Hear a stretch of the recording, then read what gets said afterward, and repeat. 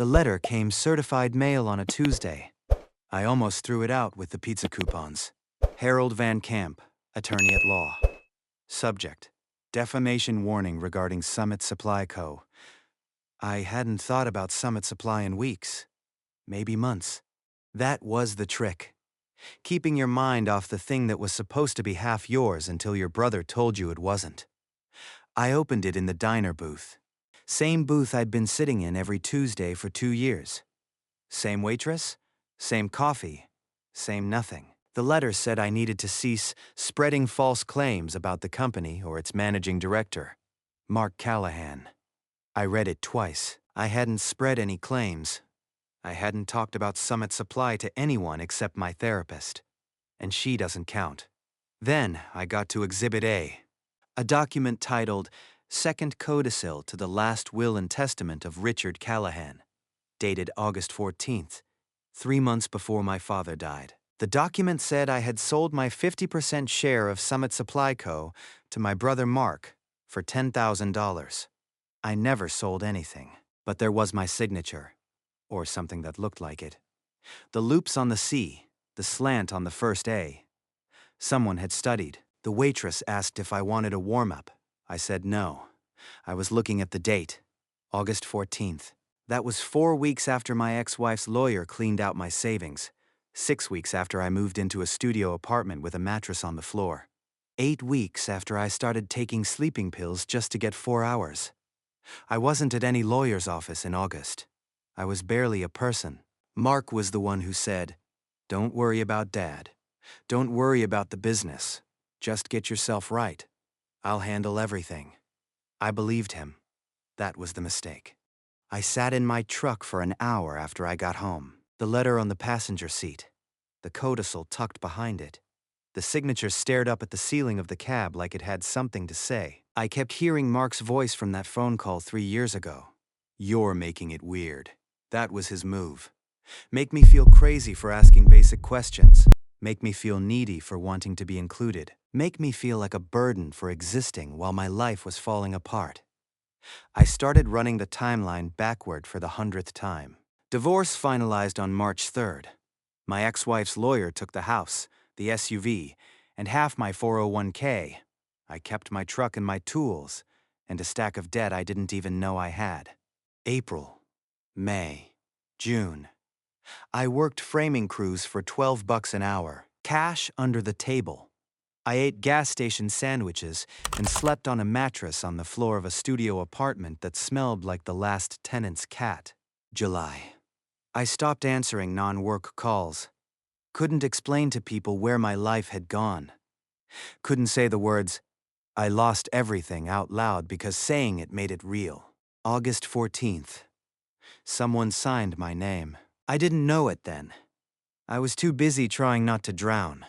I was taking sleeping pills just to turn my brain off. I was drinking cheap whiskey because it was cheaper than therapy. I was a ghost wearing my own face. Mark called every Thursday. Every single Thursday. "How you doing, little brother? You need anything?" I always said no. He always sounded relieved. I thought that was concern. Now I know it was confirmation. He wasn't checking on me. He was making sure I was still too broken to pay attention. October 9th. My father died. Lung cancer. I sat next to his bed for 3 days while he forgot how to breathe. Mark handled the nurses. Mark handled the paperwork. Mark said, "I've got it covered," so many times I stopped asking. November 15th. The will reading. Mark handed me a check for $10,000. "Dad wanted you to have something liquid. The rest of the business stuff was already settled." I asked what "already settled" meant. Mark laughed, put his hand on my shoulder. "You're making it weird, Danny. You signed the paperwork? Remember? When you were going through all that stuff?" I didn't remember. But I was on meds then. And whiskey. And shame. My memory had holes in it big enough to lose years. So, I cashed the check, paid back rent, bought my kids Christmas presents, and told myself I was being paranoid. 3 years later, Harold Van Camp mailed me the truth. By accident. I got out of the truck, walked inside my apartment. Didn't turn on the lights. Just sat on the couch and stared at the wall until the sun came up. Tomorrow I was calling a lawyer. Tonight, I was allowed to be angry. Elena Torres didn't have a receptionist. She opened her own door. She was wearing a cardigan with a stain on the sleeve and glasses that kept sliding down her nose. Her office was above a bail bonds place. The carpet was older than me. She didn't shake my hand. She just pointed to a chair and said, "Show me." I laid everything out on her desk. The letter from Van Camp, the codicil, Patricia's affidavit, a timeline I'd typed at 3 a.m. when I couldn't sleep. Elena didn't touch anything. She just looked, page by page, line by line. 7 minutes. I counted. Then she said, "Your brother's lawyer is an idiot." I know. No, you don't. She picked up the codicil and held it to the light. He didn't just attach the wrong document. Look at the footer. I leaned in. Small gray text at the bottom. Summit_codicil_V4. 2_draft_0810. Version 4.2. Elena said. Last modified August 10th. 4 days before the date on the document. He sent you the working file, Danny. Not the final. The working file. I felt something cold move down my spine. That means, she continued, that somewhere on Mark's computer, or his lawyer's server, is version 1.0, version 2.0, version 3.0. A trail of digital breadcrumbs showing exactly when that document was created and who touched it. I asked the question I was afraid to ask. Can we get it? Elena smiled. It wasn't warm. We don't need it. We have this, a draft document with your forged signature, mailed to you by opposing counsel, attached to a defamation threat for claims you never made. This is the kind of mistake that ends careers. She picked up Patricia's affidavit, read it twice. The examiner says the signature shows no natural hesitation. That's good. But she also says someone practiced. That's better. Why? Because people who practice forgeries keep the evidence. A legal pad with 20 versions of your name, a printer with memory, a computer with search history. Your brother is arrogant. Arrogant people don't delete things. I thought about Mark's house, his office, the big oak desk our father bought in 1998. I'd sat in that office 100 times. Never once did I think about what was in the drawers. Elena put everything back in a neat pile. Here's what we do. I file a quiet action in probate court. We don't sue Mark yet. We just ask the court to look at this piece of paper and tell us if it's real. The court sends notice to Summit Supply. Mark has 30 days to respond. What will he do? He'll panic. Then he'll hire a real lawyer. That lawyer will tell him to settle. Mark won't listen because Mark thinks he's smarter than everyone. So he'll fight. And when he fights, he'll have to explain under oath how this document appeared with your signature when you were medicated, isolated, and not present for any signing. I stared at her. You already won, Danny. She pushed the pile back toward me. The only question is how much you want to take from him. I didn't hesitate. Everything. The filing happened on a Thursday. Elena handled everything. I didn't have to appear, didn't have to sign anything, didn't have to do anything except wait. Waiting was its own kind of torture. I kept working. Framing crews, drywall, a roofing job in August that nearly killed me. I saw my kids every other weekend at a public park because my apartment still wasn't suitable. I went to therapy. I stopped taking the sleeping pills. But every night, I checked my phone. Every morning, I checked my email. Nothing. Day 5, I drove past Summit Supply. Mark's truck was in his spot. The building looked the same, like nothing had changed, because for him, nothing had. Day 10, I got a letter from my ex-wife's lawyer. She wanted more child support. I wanted to throw up. I didn't. Day 15, nothing from Elena, nothing from Mark. I started wondering if the court notice got lost, if Van Camp intercepted it. If I'd done all this work just to be the guy with a safe deposit box full of proof and no justice. Day 20. I called Elena. He knows, she said. His new lawyer called me yesterday, some guy from a big firm downtown. Very expensive, very condescending. What did he say? He asked for an extension, said Mark needed more time to gather documents. Are you giving it to him? No. They had 30 days. They can respond in 30 days. What happens if they don't? Elena's voice was quiet. Then we ask the court to assume the codicil is invalid. That means Mark has no legal basis for holding your shares, and that means we start talking about fraud. I hung up, stared at the ceiling. Day 26. Mark called. I was at a gas station. Diesel fumes. Bad coffee. My phone buzzed. Mark's cell. My thumb moved before my brain caught up. Hey. His voice was light, friendly. The same voice he used at Thanksgiving. I got some weird court notice about the codicil. You know anything about that? I stood there, pump in my hand. 10 seconds of silence. I have a sworn affidavit from a forensic examiner. The signature is forged. Long pause. Then Mark laughed. It was a good laugh. Believable, the kind of laugh that made you feel crazy for accusing him. You're insane. You were there. You signed it. You were going through all that divorce stuff. You don't remember. I wasn't there, Mark. Of course you were. Dad's study. He had that terrible coffee.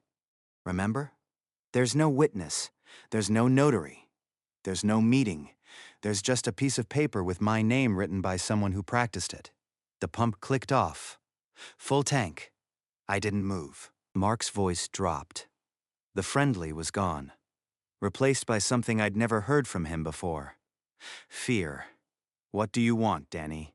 I hung up, got in my truck, drove home. He'd never asked me what I wanted. Not once in 37 years. Not when he took my seat at the dinner table. Not when he convinced Dad I was unstable. Not when he signed my name on a lie. I parked, sat in the dark, and for the first time since the letter arrived, I smiled. He was scared. Good. 3 days later, Harold Van Camp called me directly. I was eating cereal at my kitchen counter. The number came up, unknown. I almost let it go, but something told me to answer.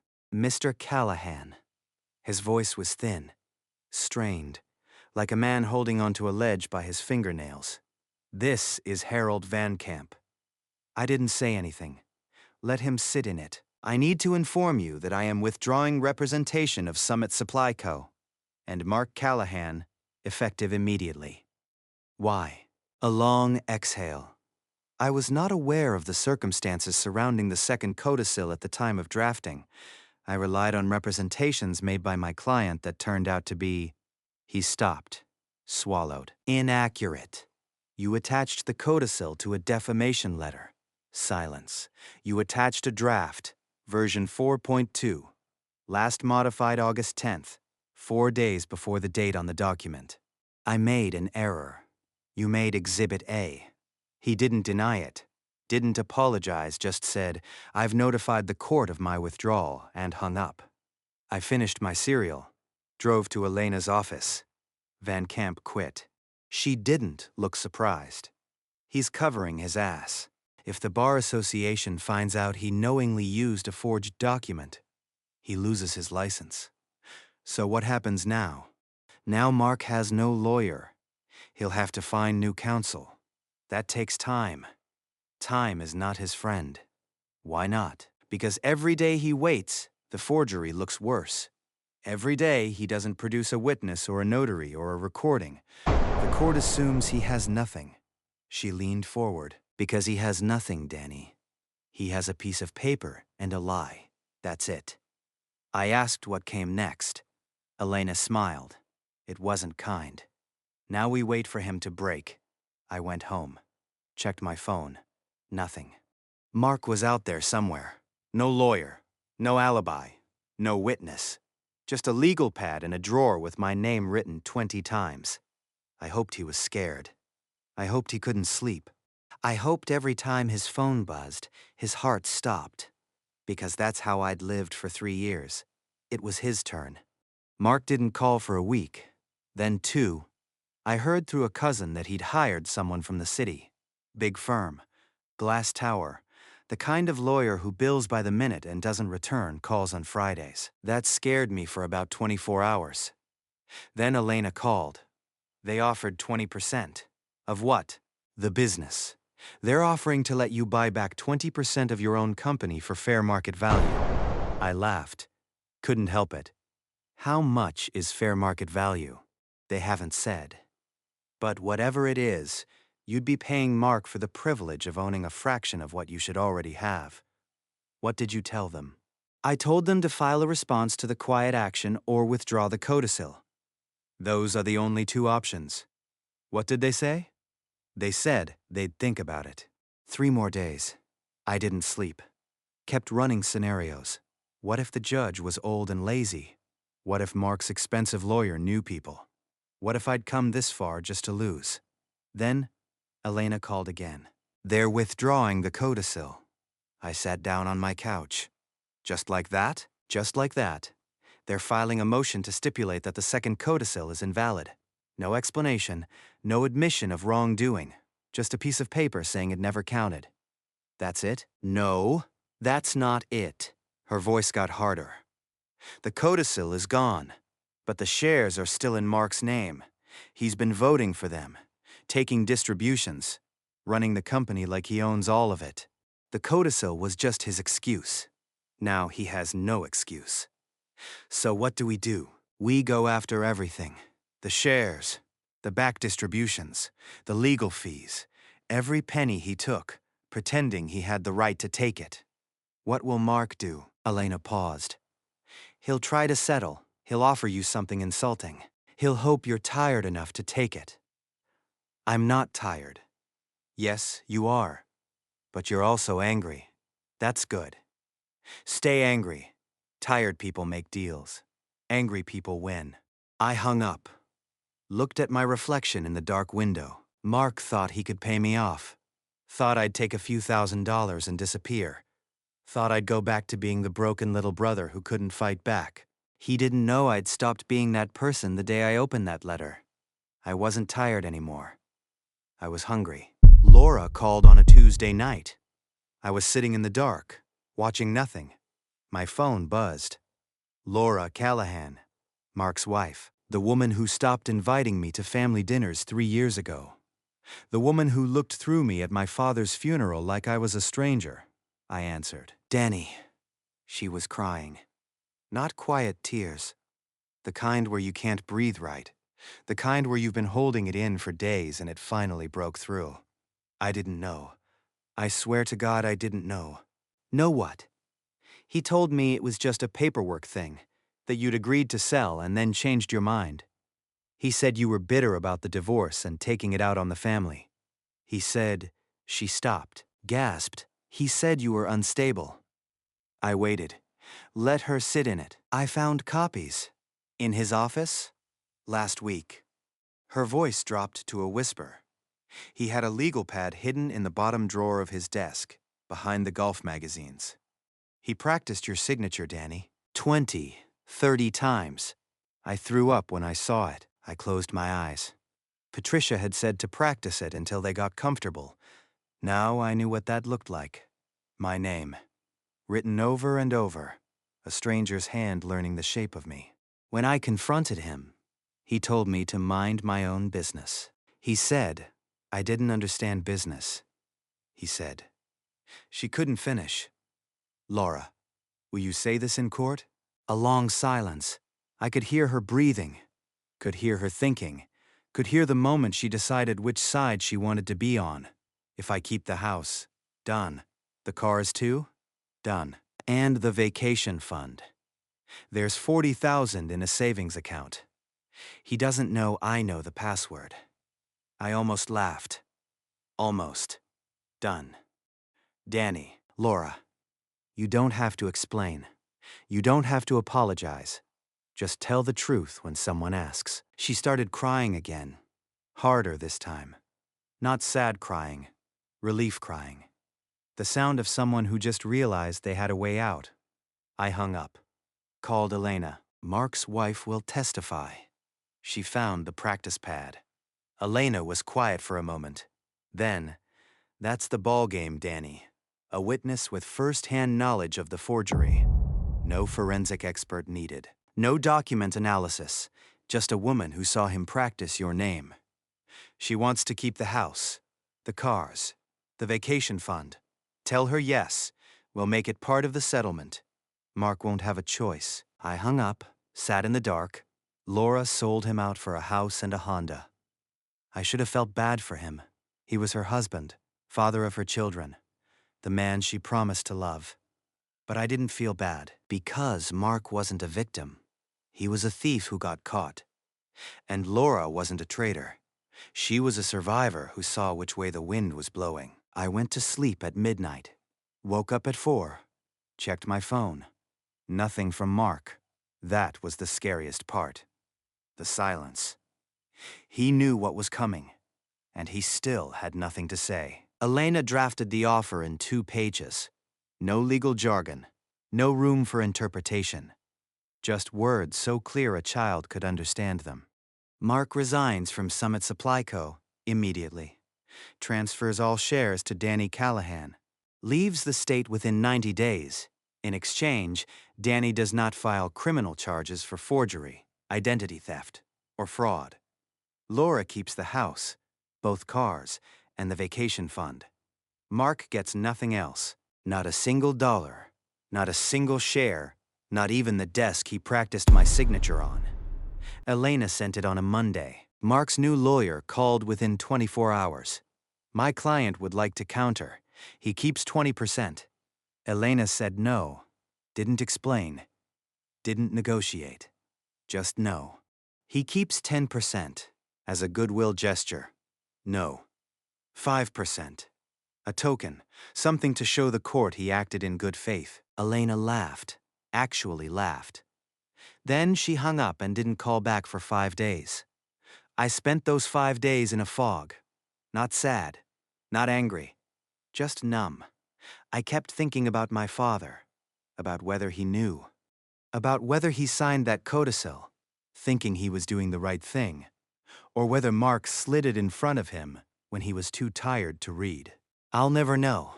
That's the part that hurts. The not knowing. On day 5, Elena filed a motion to add Mark as a personal defendant to the quiet action. That meant he could be on the hook for legal fees, court costs, possibly criminal referral. It meant the thing he'd been hiding from, jail time, was no longer theoretical. Mark's lawyer called within 48 hours. No more counters, no more negotiations. Full surrender. The signing was in Elena's office. I got there early, wore a clean shirt, shaved, sat in the same chair I'd sat in 6 months ago when I first walked through her door. Mark arrived with his lawyer. He looked 10 years older. His hands shook when he picked up the pen. His eyes were red. He wouldn't look at me. His lawyer pointed to each page. Mark signed, initialed, signed again. When it was over, he stood up, started for the door. Mark. He stopped, didn't turn around. Remember when I asked if I should be there for Dad's paperwork? And you said I was making it weird? Nothing. Turns out weird that you're practicing my signature on a legal pad. He turned then. His face was wet. His mouth opened, closed. Nothing came out. I stood up, walked past him, didn't look back. In the parking lot, I sat in my truck for a long time. Elena came out, knocked on my window. You did the right thing. Did I? Someone had to. She walked back inside. I started the engine, drove home. Didn't turn on the radio. Didn't roll down the windows. Just drove in silence. Mark was crying when I left. I felt nothing. That's the saddest part of all. 6 months later, I run Summit Supply now. I fired the old management. Every single one of them. They knew Danny. Maybe not about the forgery, but they knew something was wrong. They knew the shares didn't move right. They knew Mark was hiding something. And they didn't ask questions because Mark paid them not to. Gone. All of them. I brought in 2 guys from my framing crew days. Men who worked next to me when I had nothing. Men who didn't ask questions when I showed up with bags under my eyes and diesel on my hands. Men who knew what it meant to start over. The business is smaller now. Cleaner. We don't chase every contract. We don't lie to clients. We don't cut corners. We do good work for good people and we sleep at night. Laura sends a Christmas card every year. I don't respond. She got the house, the cars, the vacation fund. I don't begrudge her that. She earned it. She saw the legal pad, she told the truth. That's more than anyone else in that family ever did. Mark moved to Florida. Works for a roofing supply company. Middle management? Someone who knows someone gave him a job. I heard it through a cousin. I didn't ask. I don't care. My ex-wife heard about the settlement. Called to catch up. I didn't answer. There's nothing to catch up on. She made her choice. She took the house and the SUV and half my retirement. She doesn't get to come back now that I have something again. I see my kids every other weekend. Sometimes more. They have their own rooms at my new place. Nothing fancy. A 3-bedroom ranch with a backyard. But it's mine. No one can sign it away. No one can forge my name. No one can take it while I'm not looking. I still have the affidavit. Still in the safe deposit box. I don't need it anymore. But I like knowing it's there, just in case Mark ever forgets what losing actually feels like. The diner changed owners. New waitress. Better coffee. I still sit in the same booth sometimes. Not because I'm sad, because I want to remember the moment I stopped being the person who got stolen from and started being the person who took it back. Mark laughed when I lost everything. I didn't laugh when he lost. But I didn't cry either. That's the difference between us. He needed me to fail. I just needed to stop believing him. Blood doesn't make you family. Behavior does. And Mark's behavior told me everything I needed to know. He's in Florida now, selling roofing supplies, calling himself a regional manager. I'm here, running the company our father built, the company that was always supposed to be mine. He practiced my name 20 times on a legal pad. Now he can't even say it.